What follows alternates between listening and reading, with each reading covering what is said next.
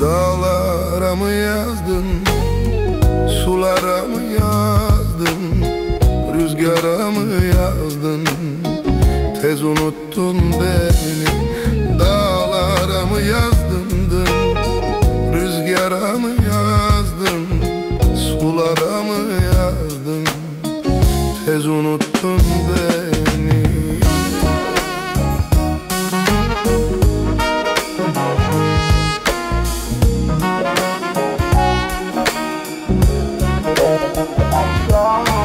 Hayli zaman oldu, ne aradın sordun, hayli vakit oldu, gelmedin durdun.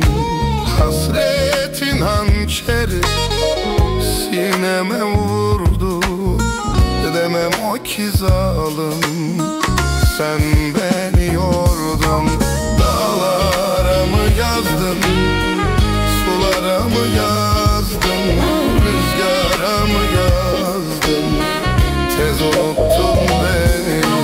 Dağlara mı yazdın, sulara mı yazdın, rüzgara mı yazdın, tez unuttun beni.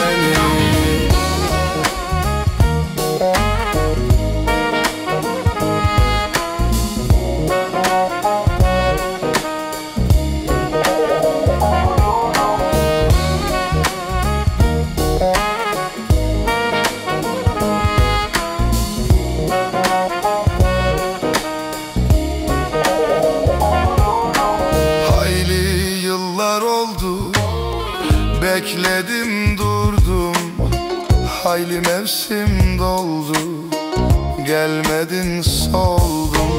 Yarın bizden ayrı, kara su mu doldu, duy sesimi zalim, hayat senle doldu. Dağlar